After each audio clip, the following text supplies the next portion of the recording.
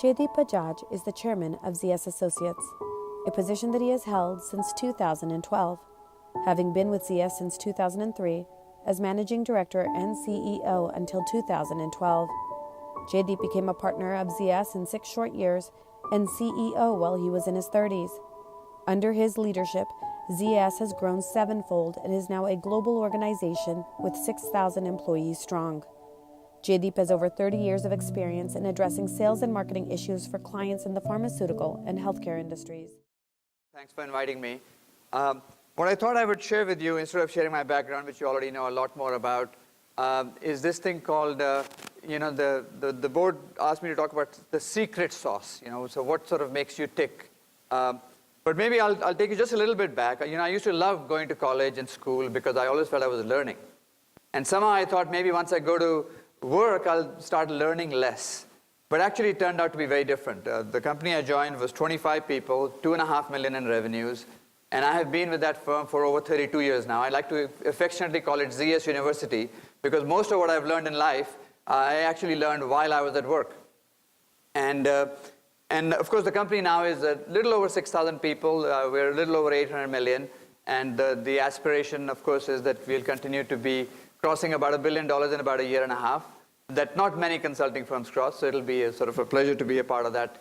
So there are sort of 3 stories I want to leave you with in terms of 3 principles learned at ZS University.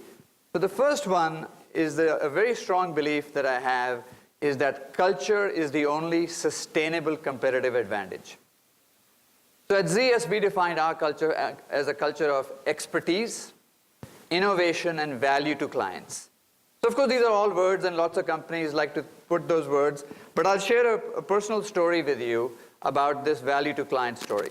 So I remember when we were a sort of a small-sized firm, I was asked to open our New Jersey office, and because we do a lot of work in healthcare, so opening an office in New Jersey was useful. With great difficulty, we won this one big customer. And that customer, over about a year or 2, became a $1 million customer, which was very big for us at that time. We were only a $20 million company. And over time, it became a $5 million customer. So then it was really humming. And one fine set of months, they had all these products in R&D that somehow failed, because R&D products don't always succeed. So they had to cut costs. So my key client comes and talks to me about, hey, I have to cut costs. Do you want to do some projects on how we can cut costs? And I said, you guys spend $5 million on us. Maybe, one of the piece of work they used to do with us was running incentives for all their thousands of reps every month, which we had just built a software for.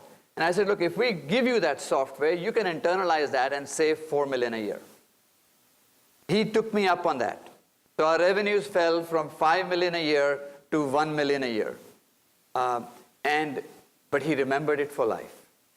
And today that client is a $70 million client for us. And so, this idea of value for clients is not just a set of words that I think we genuinely believe in it.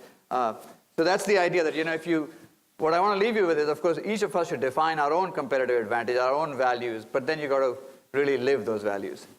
The second story I want to leave you with is this story around growing people and letting them fly. That's the second part of the secret sauce. So, when we were a 70% company, I had been at the company for 2-3 years at that time, and there was a competitor. There was also a 70% company. And the way this competitor company was run was that there was this one guy who was the star of the company. He was the hero. He was the known figure. He spoke at conferences. And the way the 2 founders who started our company used to run the company, that it was about power to the people on the front line. And so it was not about these 2 stars who started the company. As a matter of fact, those are relatively unknown people right now. It really was about all these people that were growing through the ranks. We continue those principles today. For example, that client I was telling you about that now is a $70 million client. I used to be the global client lead for that client. But then there was somebody on my team who was ready to be the lead. And I had to switch out. And so that role became for somebody else's role. And so this idea of growing people really made, by the way, that 70% company eventually failed to exist because there was one person who was really driving it versus the power of all these people in the company. So the idea really is that I want to leave you with is surround yourself with good people, but then give them the opportunity to grow. The third part of the secret formula is this idea of continuously reinventing yourself. And so, it applies both personally and to the company. As a company in the beginning, we used to solve sales problems. And then we started solving marketing problems. Then we started solving technology problems. And right now we are focused on, how can we help people with AI applications? How can we go into newer verticals? But I think that also applies to us at an individual level. I think what I want to leave you with is that if you think about it, that the word SICK means willing to learn.